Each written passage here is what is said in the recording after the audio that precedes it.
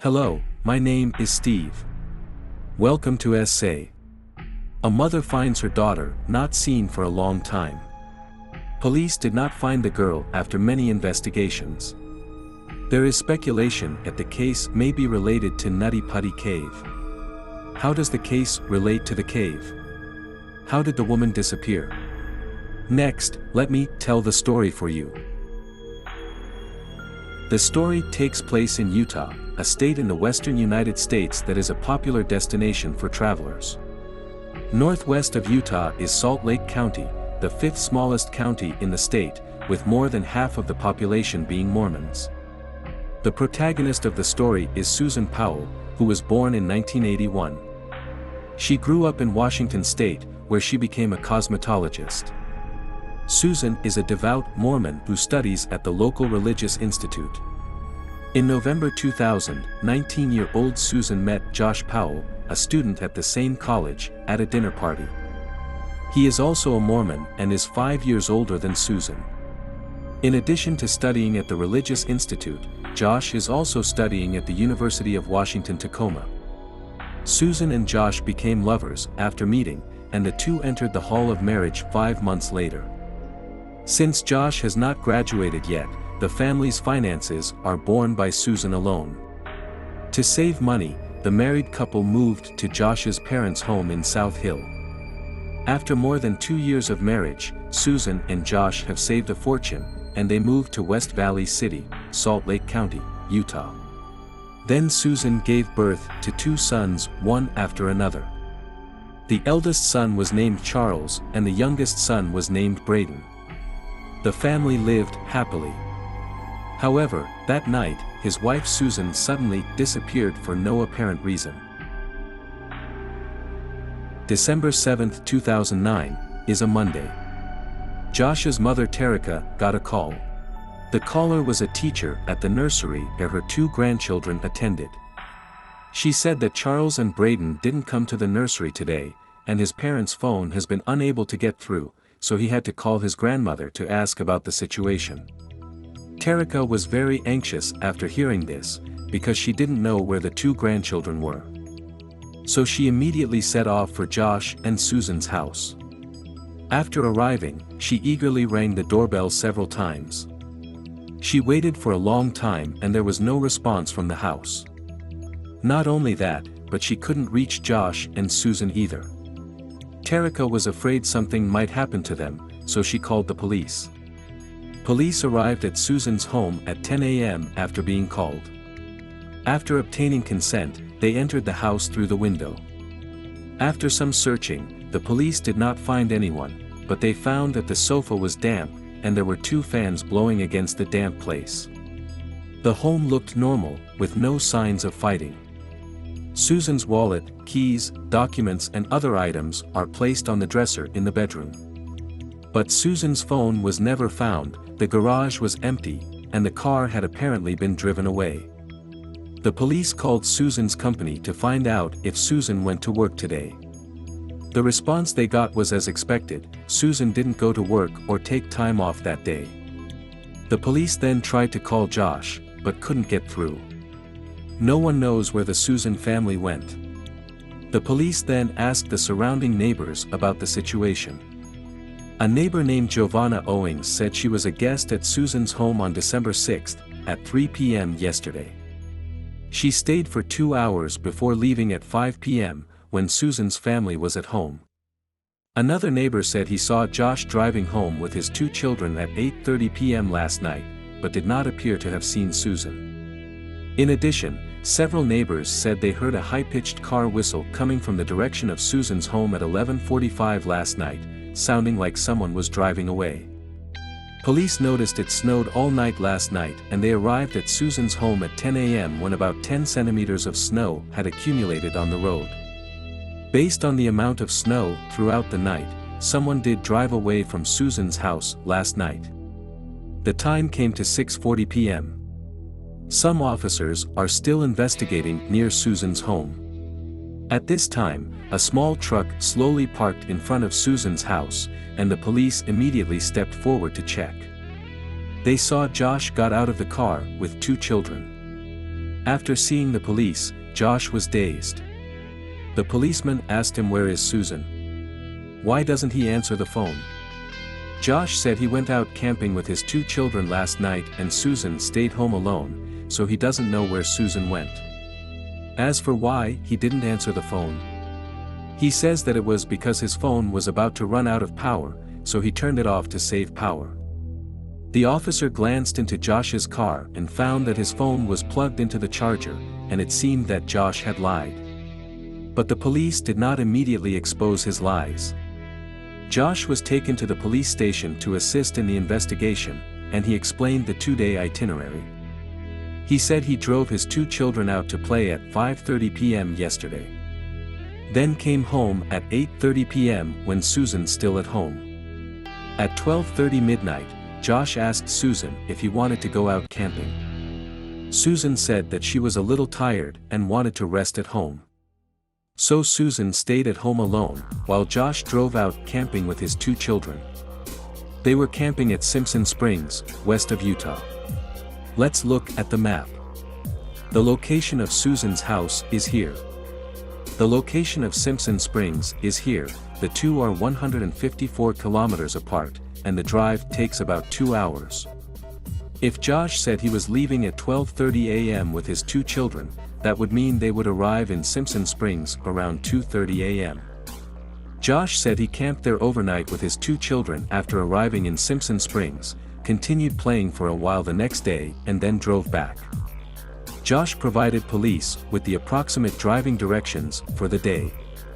Josh said he drove past Tooele after leaving home that night and then arrived at Simpson Springs. On his return the next day, he drove past Lehi and returned home. Police expressed doubts about Josh's confession. According to meteorological records, the temperature was below 0 degrees Celsius that night, and there was still heavy snow. It seemed unusual that Josh chose to go camping with his 2 sons on such a cold night. At 11:45 p.m., multiple people heard high-pitched car horns coming from the direction of Susan's home, according to neighbors. But Josh said he left at 12:30 midnight, which is not the same as his neighbor's testimony. Police searched the vehicle Josh was driving, which contained some camping supplies. It should be pointed out that the police found Susan's mobile phone in Josh's car, but there was no SIM card in the mobile phone. Josh said he didn't know why Susan's mobile is on his car, and then he kept silent and responded passively to the police investigation. This made the police vaguely think that Susan's disappearance must be related to Josh. Now, all they have to do is find evidence. 2 days after the incident, police tried to speak to Josh again. But Josh still said he had no knowledge of Susan's disappearance. During the interrogation, the police suddenly found a wound on Josh's hand, and the police immediately asked Josh what happened. Josh did not answer the question of the wound directly, and he believed that the police wanted to frame him through circumstantial evidence. As there was no direct evidence to link Susan's disappearance to Josh, Josh was released. Police also spoke to Susan's eldest son, Charles, 4, during the investigation. Charles said Mom went camping at night and the family of 4 was in the car, but Mom didn't come back with him.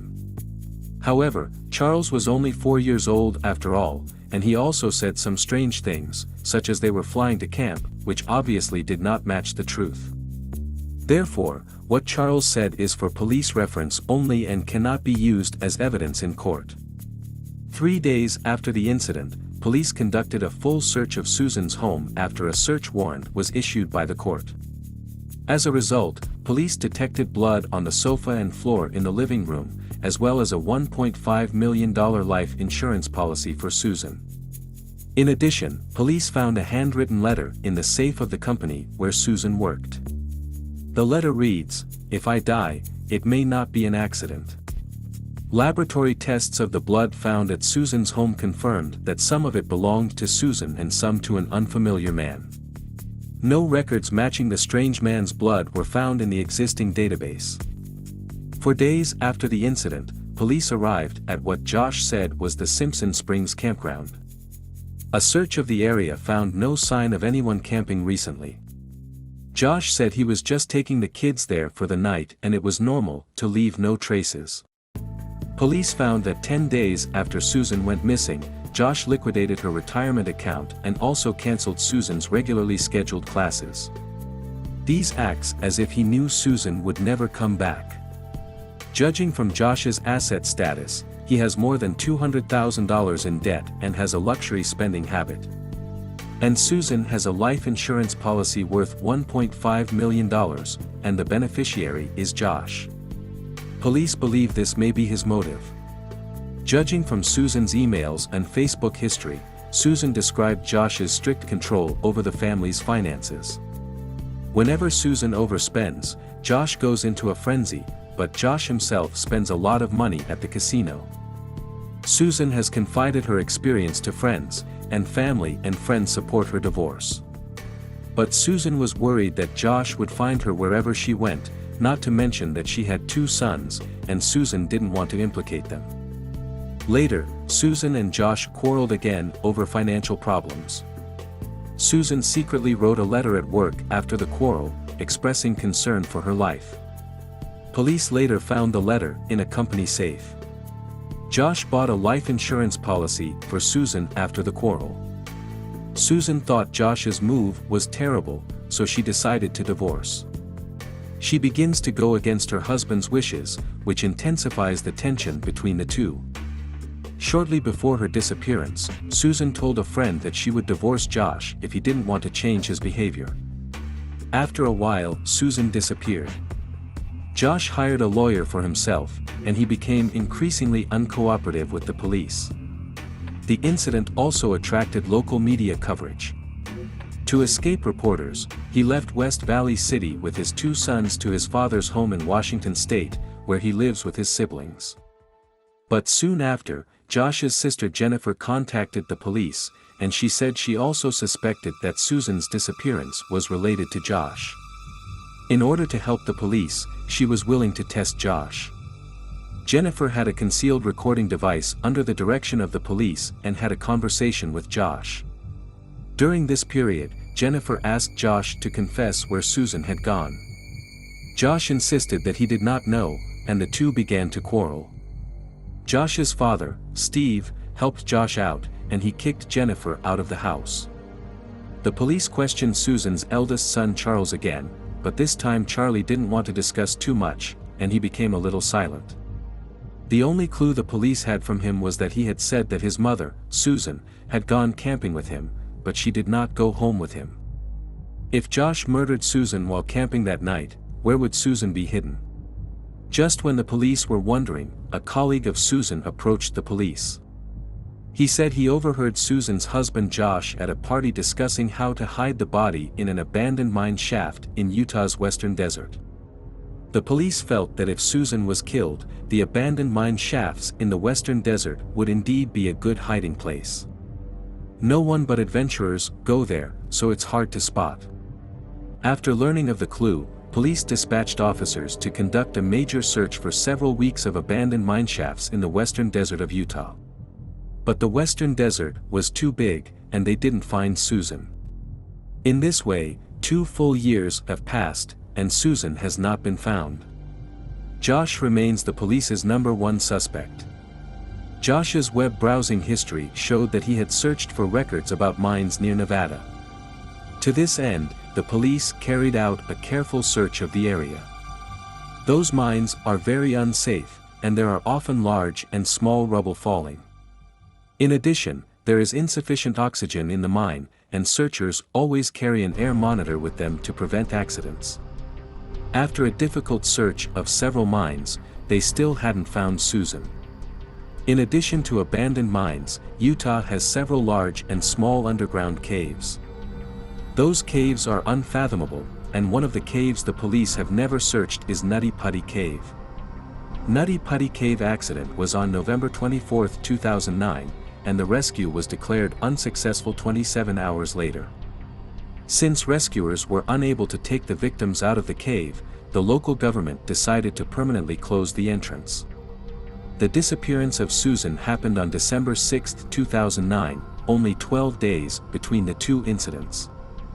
Some people think that Josh secretly hid Susan in the cave before it was closed. After the cave was closed, no one could enter the cave anymore. At that time, the rescue incident of Nutty Putty Cave was very popular in the local area and almost everyone knew it. Josh probably saw the news about Nutty Putty Cave and made the plan secretly. Simpson Springs Campground is not far from Nutty Putty Cave, about 1 hour and 40 minutes by car. Josh had a full night of crime time that night. When the police first questioned Josh, he only revealed the approximate driving route, but not the specific location. It is therefore believed that Josh set off for Nutty Putty Cave immediately after arriving at the Simpson Springs Campground at 2:30. He hid Susan somewhere inside the cave. After the entrance to Nutty Putty Cave was completely sealed with cement, police were unable to reopen the cave to investigate. That's why Susan can never be found. Of course, these are only theoretical possibilities. After 2 years, the police still have not found evidence that can convict Josh. So they plan to raid the home of Josh's father, Steve. On the day of the operation, the police also directed Steve away, while Josh and his siblings were at home. Police asked them all to leave the house and then conduct a search. The surprise raid was very rewarding. Police found 9 copies of Susan's diaries in the house and more than 4,500 candid photos on the computer of Josh's father Steve. These images are all Susan. It appears that these photos were taken without Susan's knowledge. In one of Steve's diaries, he recorded his infatuation with his daughter-in-law, Susan. In addition, police found a receipt for the sale of the car in the room of Josh's brother Michael. The purchaser is a car recycling facility in Pendleton. The sale of the car came 2 weeks after Susan disappeared. Pendleton is only 178 kilometers from Josh's father's home, and the drive takes about 4.5 hours. That means Josh or Michael drove to another state to sell the car 2 weeks after Susan went missing. Such behavior had to make the police suspect that Josh's brother Michael might also be involved in the crime. The police immediately set off to the car recycling station. Although more than 2 years later, the police were lucky to find the car. They found decomposing material in the trunk of the vehicle. The crime lab tried to test the substances, but it was too long to identify the source of the substances. The officer then had a conversation with Michael. The police asked if Michael was involved in transporting Susan. Michael said he would not tell police anything even if he believed Josh was involved in Susan's disappearance. Josh and Michael's attitude is basically the same, they will not reveal any more information. Police received reports that Susan may have been hidden near Topaz Mountain, a 3-hour drive from Susan's home. Police then launched a large desert search on Topaz Mountain. They dispatched dogs to search almost the entire area. 2 days later, police dogs spotted the anomaly on the rocks on the east side of Topaz Mountain. They found some cinders after sifting through the soil at the anomalous location. They sent the cinder to a lab for testing, but unfortunately no DNA was detected from it.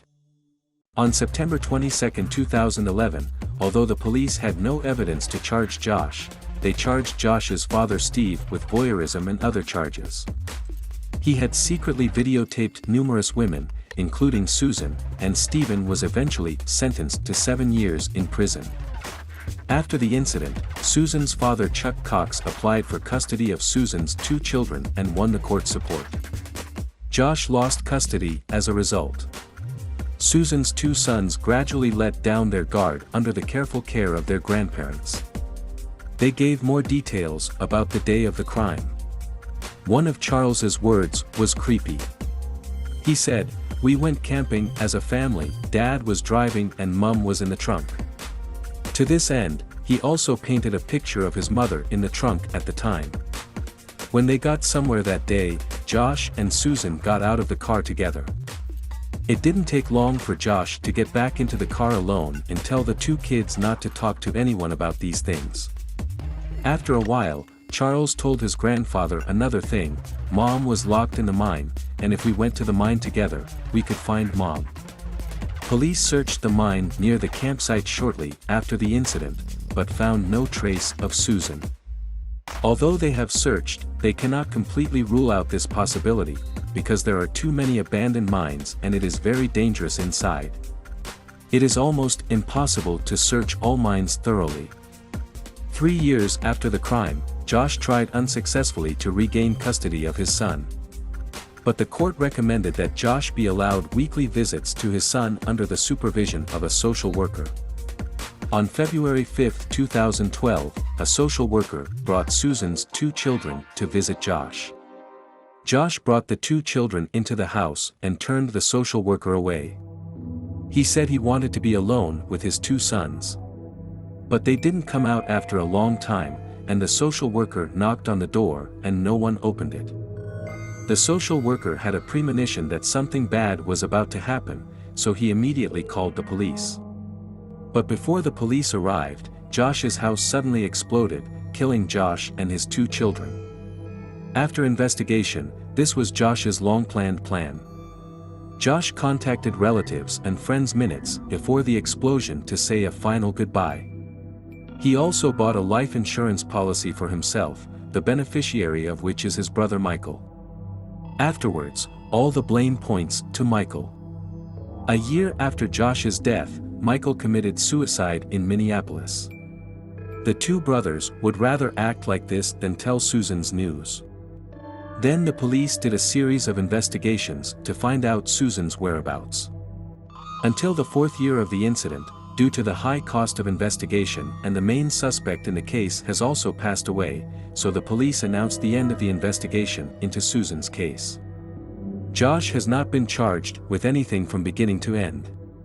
The Josh family's inability to ease family conflicts eventually led to such a shocking tragedy. It is really sad and regrettable that he has gone to extremes and there is a better solution.